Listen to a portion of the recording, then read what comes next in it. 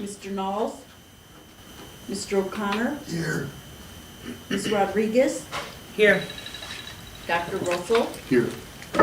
Mr. Stengel, Here. Major White. Here.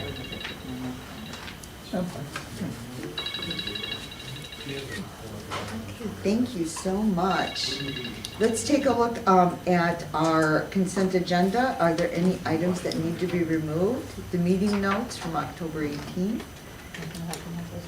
The Planning and Oversight Committee report, Treasurer's report, Infrastructure Transformation Project, State Opioid Response SOAR 2.0, no cost extension, and State Opioid and Stimulant Response 3.0 allocations. Oh, we do need recognitions of visitors. I jumped right into it. Let's recognize our visitors now before we do that. Thank you, Susan. Paul? Paul Lewis Recovery Council and Board of Trustees, St. Paul Community Center. Fernanda Slaughter, board staff. Juanita Howard Sanchez, board staff. Robert Kasperzak, board staff. Lynette Here, neighborhood properties. Evan Marsh, just listening in. Joe English, same thing. Well, welcome, everybody, and I apologize for skipping right over that. And now, ladies and gentlemen of the board, everything that I previously stated, is there anything that needs to be taken off our consent agenda? Great. Do I have a motion? So moved. Second. Thank you, thank you. And that takes us right down to Scott. Well, you guys put a little pressure on me, don't you, to carry the water for this one. So, We have to sure vote. do. We have to vote. yeah, there you go. You gotta vote. Gotta vote. Roll call, See, please. she did that the last time. I just wanna okay, we're done, let's go. I apologize. I'm on vacation still. Ms. Bell, Yes. Mr. Janai, Yes. Reverend Gordon, Yes. Ms. Harding, Yes. Ms. Mendoza Locke, Yes. Mr. O'Connor, Abstain. Ms. Rodriguez, Yes. Dr. Russell, Yes. Mr. Stengel, Yes. Major White. Yes. Thank you. And now, Scott, time for your report. I apologize, everybody. Well, I think it's a good time to remind everybody that while we seem to have gone through the front part of our agenda and approval process very rapidly, each of these items were vetted through our Planning and Oversight Committee meeting and were the subject of substantial discussions prior to being recommended by the Planning and Oversight Committee to this board. And I'll also remind you that the Planning and Oversight Committee serves as a committee of the whole. So all the folks that were at the Planning and Oversight Committee are also full members of this board as well. So just wanted to make sure everybody understood that, so there wasn't any confusion as to how we vet items. Always good to kind of keep that front Thank you, and center. Scott, thank you, that's important. So I just have about 6 or 7 things. That's all, huh? Just, yeah, but they'll go quick. Just want to remind you about the December meeting schedule. So our Planning and Oversight Committee meeting will be held on December 6th. We will, on December 13th, have an Executive and Nominating Committee meeting. So those of you that are on the Executive and Nominating Committee, plan on being here the 13th. And then the full board meeting will be on December 20th. We have a number of strategic planning engagement dates that I'd like you to take note of. We've already started our strategic planning discussions and processes If you haven't received an email from our strategic planners, you will shortly. They are conducting a series of leadership interviews and surveys for the trustees from November 14th through the 23rd. You may have already received something. It probably is either coming from Naomi or Tiffany. Okay. Please respond in a timely manner because we are on a very short window to complete the process. November 16th and 17th, we are doing some staff focus groups. Staff were briefed on those this morning and we're all encouraged to sign up for tomorrow's and the following days. We will also be scheduling what we're calling Planning Session 1. You would have likely have received some information on that too, and that is going to be scheduled between the period of December 6th and December 10th. However, it will not be on the 8th. So it's going to be either the 6th or the 7th or the 9th and 10th, because we have an entirely different planning process going on the 8th that is unrelated to this process. And then we are planning to have a community summit and planning session 2 on December 14th and 15th. I believe the community summit is at the Warren AME Church on December 14th, I believe. I'm sorry, I do not know the time. Or maybe it's 15th, because you looked at me like I might be wrong. No. What time? I do not know. Yeah. I will make sure you get that. I think it's a couple hours long. But there'll be a series of emails coming out. We want a lot of community support there. And I just bring these dates up because this is just the planning portion, all right? We are pushing to have the actual plan vetted and presented to you for approval at the January 17th meeting. So we got to get all the planning and all the data collection and all the community input by the end of December so that they can take the holidays and the first week in November to write the plan and get it to us so we can vet it and properly present it to you in time for the Planning and Oversight Committee meeting, which would be always the first week in January. So you can see it's a very compressed timeline. Now, I just want you to understand that our goal was to have this new strategic plan in place to be used in our strategic or in our purchasing plan discussions for fiscal year 24.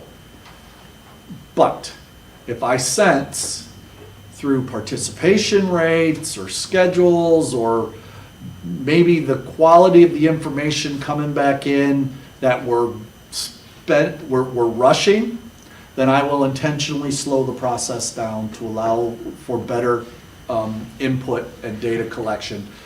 So that means that we might end up pushing it back to April. Now,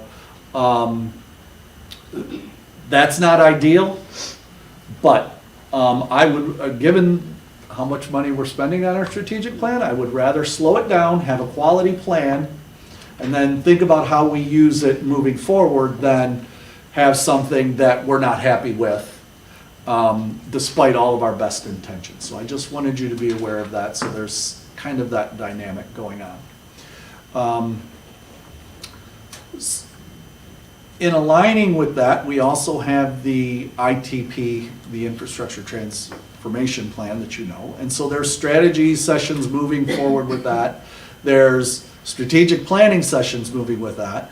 And then we have a lot of meetings happening around the development of Danny's Place. I wanted to give you just a quick update on where we're at. Danny, the conceptual design phase has begun. So we selected our architectural and engineering. They got right to work, and we had our first conceptual design meeting on last Thursday. Our second one is this Thursday. And then they're gonna take some time to put all the thoughts together and then present an actual design on December 8th to the planning team, which is why you won't have a strategic planning session on the 8th. We are close to finalizing the lease with the state for the land. We're meeting with them next Monday on a couple of items.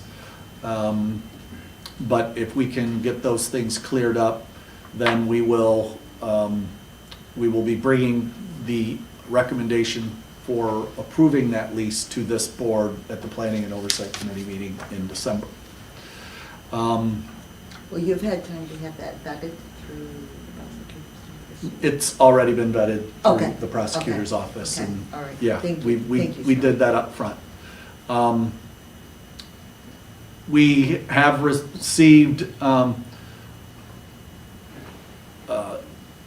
bids for site feasibility work.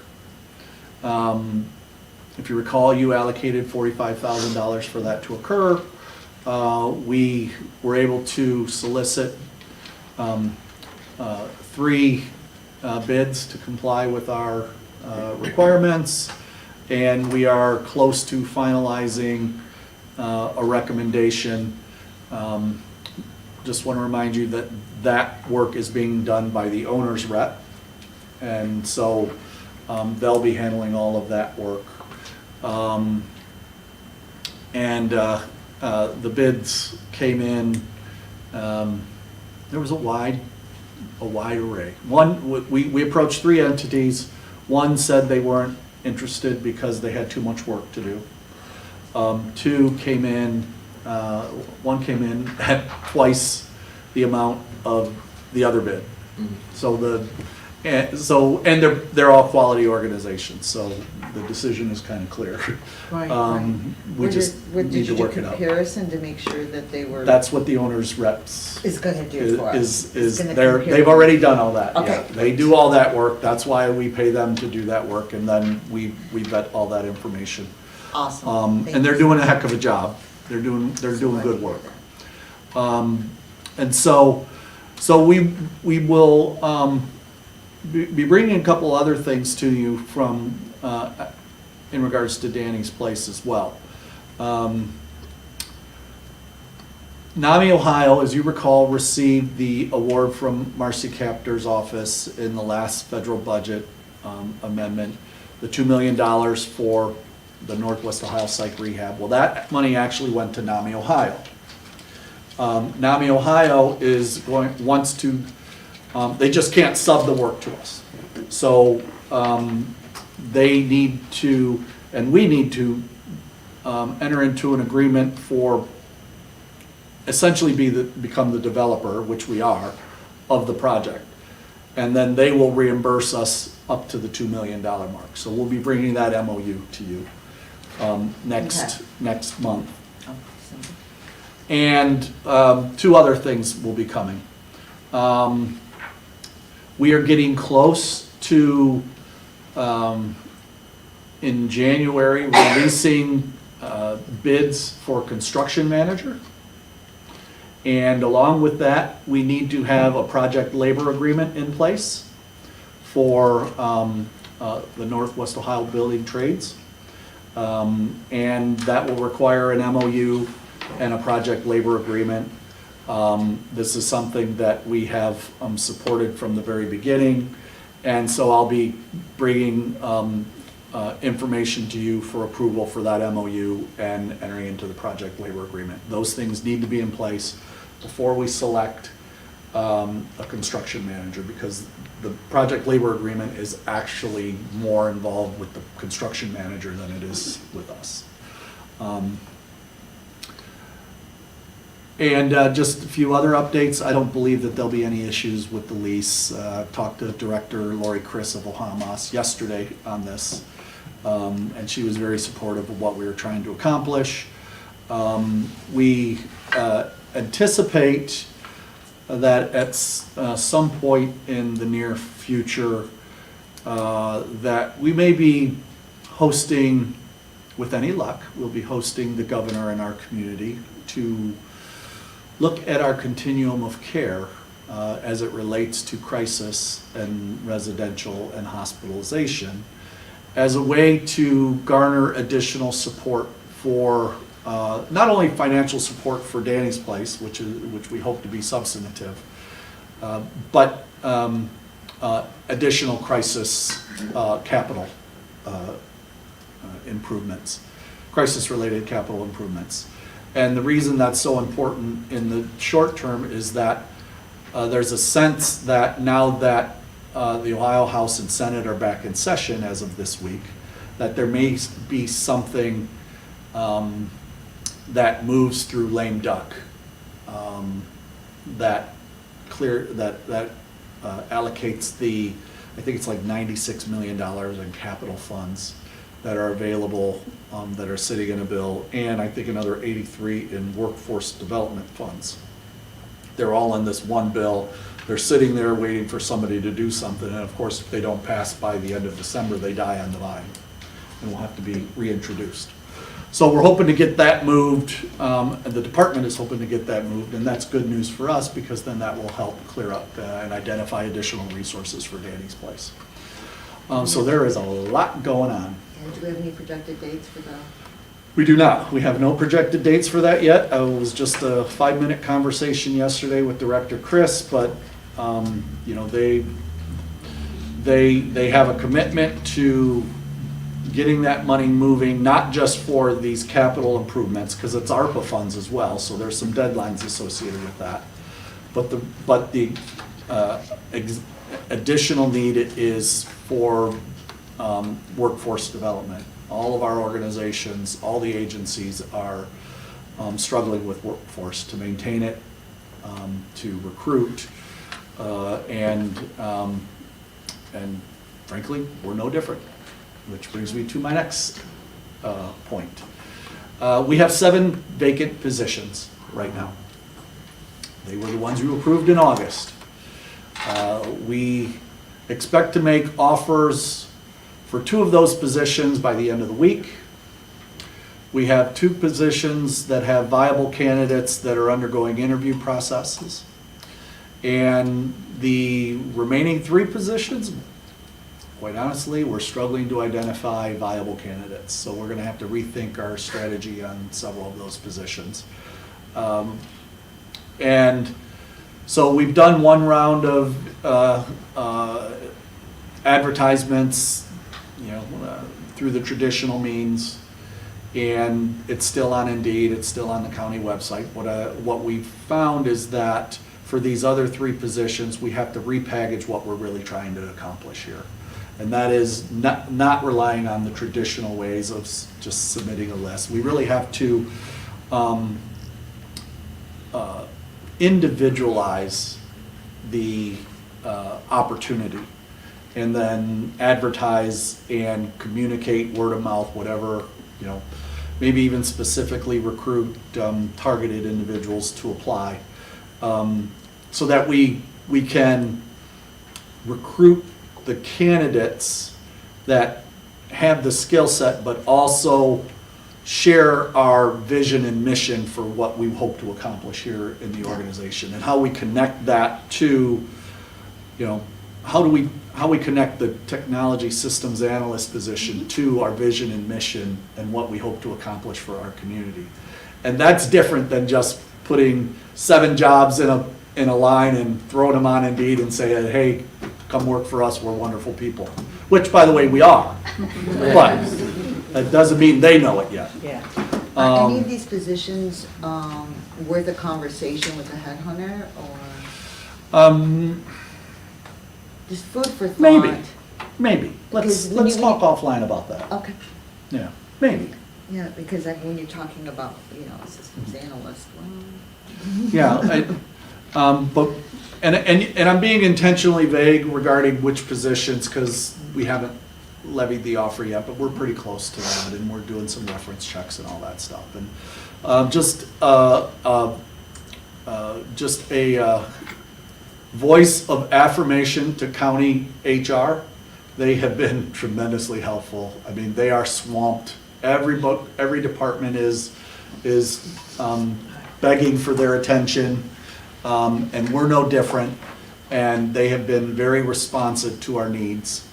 And it is, once again, well worth, I think, the $6,000 now. $6,500. $6,500 that we pay county personnel to support our HR needs.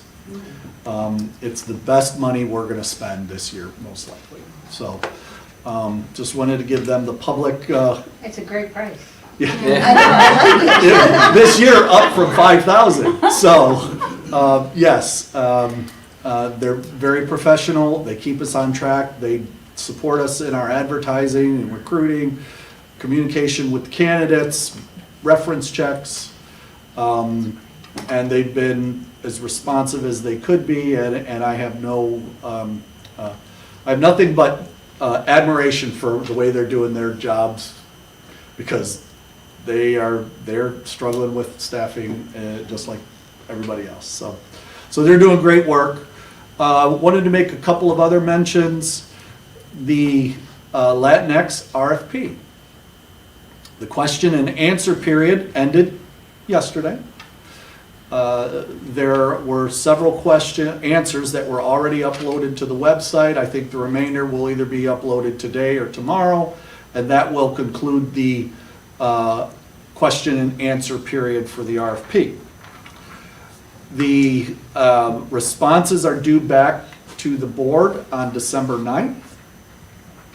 We have a scoring committee that has been established, and while we have said publicly once already that Ms. Christina Rodriguez is going to be the chair of that committee, and Amy is the staff facilitator for that, we are not publicly announcing the remainder of the committee, just so that there isn't politics going on. But we have several other trustees who are also in the room and sitting very close proximity to Christina. We have 3 trustees, 3 staff, and 3 community members that are going to make up the scoring committee. So it's a very knowledgeable and reflective committee of the needs and the people that we're hoping to serve through this. So scoring will happen through December 10th through the 18th. There'll be time for interviews over the Christmas break if that's so necessary. And then there will be a recommendation coming to you all in the January Planning and Oversight Committee meeting. So we're excited to move that forward. Well, thank you to everybody who's participating. That's just fantastic. Thank you for the extra time. And then one other final note. We recently held our fall CIT training. Thank you, Robert, and all the staff that support Robert in making that training happen. We had 35 individuals from 11 different departments this time. So my feeling is, Robert, that was probably one of the biggest ones we've done in quite a while. Yes. Absolutely right. Mm-hmm. So departments that participated: the 180th Military Police, the Lucas County Guardianship Services Board, Lucas County Sheriff's Office, Highway Patrol, Oregon Police, Ottawa Hills Police, ProMedica Police, Toledo Municipal Court Probation Officers, Toledo Police, Washington Township Police, and White House Police. So it was a very good cross-section of individuals. For 2022, the total number of officers trained was 129 individuals from 18 different departments. And Robert, I also got to believe that that's probably a record. Yes, it is. All right. Good work. And of course, you know the importance of training our law enforcement officers on how to support individuals in crisis that have mental health and developmental disabilities disorders, to help keep them safe, to help keep the officers safe, to provide them information on referrals, where to go and get help, how to get that help, and just as importantly, to keep them out of our jails. So it's always a good, I guess, a positive story for the community when those things, when those trainings occur. But, you know, I still go around and say that we are leading the way in Ohio related to CIT, and credit to Robert and his team and the community members that are trainers, and your advisory committee, which I believe Major White is a part of that, and so many other people that come together to make that happen, including all of our agencies. So thanks for all the work. That concludes my report. Question. Yes, ma'am. On the CIT training, is that a one and done kind of thing, or do people come back for recertification, you know, new best practices, what have you? So I'm going to tell you what I think, and then Robert's going to correct me. Okay. So our plan is always to have 4 trainings a year, one of them being a refresher and one of them being for, 1 or 2 for dispatchers. Am I close? Close, yes. All right, so now we clarify. Okay, we have 4 40-hour trainings, and then we like to have specialized trainings. The one that we did this year was the veterans training. So we have CIT officers who are veterans. We trained them last Monday on some newer techniques to respond to veterans in crisis. So the idea is, say we get a 911 call, and then they find out that that person is a veteran, they can call these folks from these different departments and respond. Because veterans, they speak a different language, and the culture is a little bit different, and they're more successful when they can relate peer to peer. But there is a refresher course that we do annually as well. Thank you. That's it. Happy to answer any other questions. Does anybody have questions regarding anything that's not discussed? I have a question. Do we have to do the meeting minutes from October 18th? I think that's It was in the, It was in the part of the consent agenda. Got it, okay. But thank you for asking, because you know, I'm just not betting on today. she said it though. But it wasn't marked, Nobody's paying attention. so that's what she flagged. For the record, it wasn't marked, but she did state it. Yes. Yeah, I stated it, so, okay, oof. Open Take the session. trash. All right, let's move on to open session. Richard.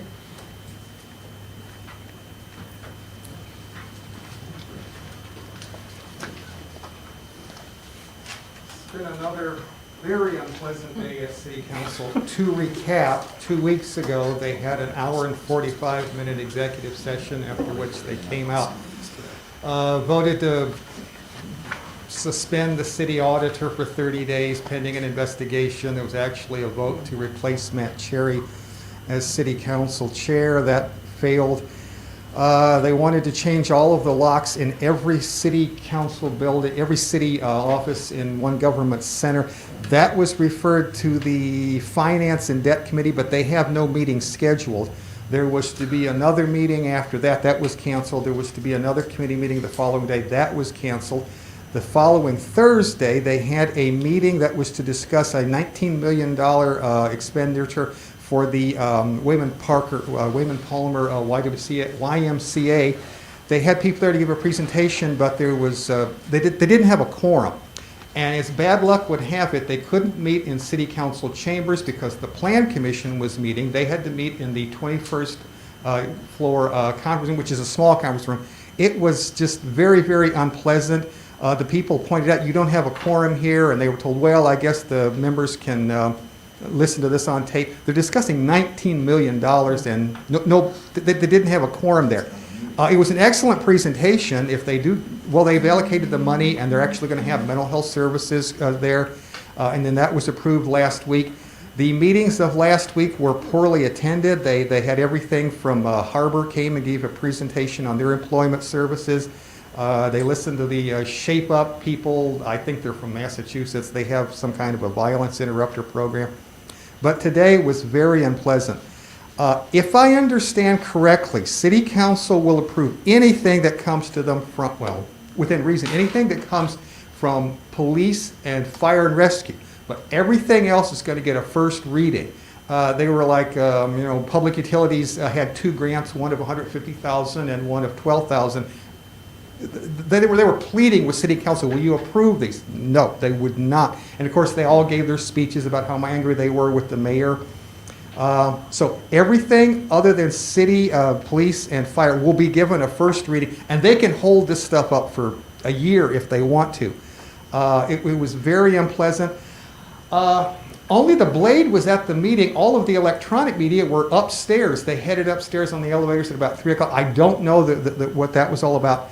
At the end of their agenda review, they got into a big argument. George Sarantu wants a public safety committee, but he wants it to focus on neighborhood groups, and that prompted a very angry discussion. Some of the members said, we don't want to encourage vigilante groups. So they, if I understood correctly, shot down his resolution, and they discussed this for more than a half an hour. And then all eyes turned to Matt Cherry. Are you going to call a safety committee meeting? His exact words, not until all the players are in the room, and that would include the violence interrupters, and they answer to the mayor. So it's a terrible standoff over there. And then they went into executive session at 3:35 for the sole purpose of discussing the employment of a city employee. I would assume that's the auditor. I don't know. They can't vote on anything today. Today's meeting was to set the agenda for next week. We're coming into the holidays. It's tough to get anything done during the holidays. But they keep referring things to committees, and those committees are not meeting, and people are fighting and not talking to each other.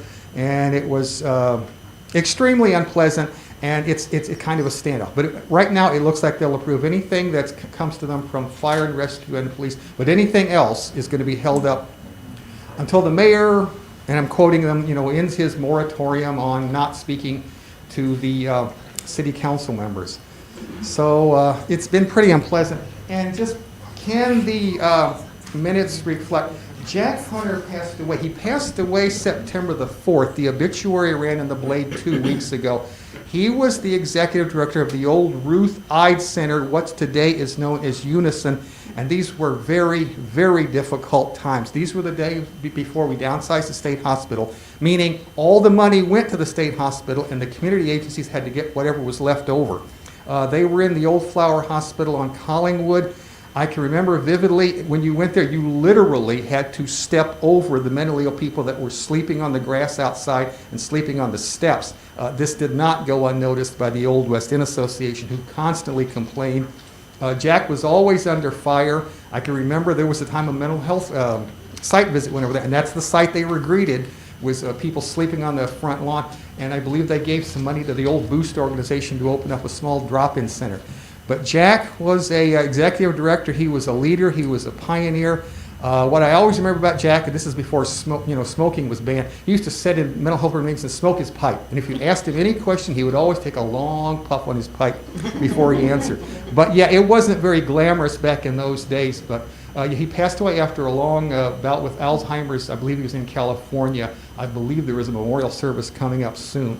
So could the minutes reflect Jack Hunter passed away? He was one of the pioneers in this area. Thank you. Thank you. Thank you, Richard. Richard, thank you for bringing back the memory of Jack and his pipe to me. Incredible man. Is there anything else for open session?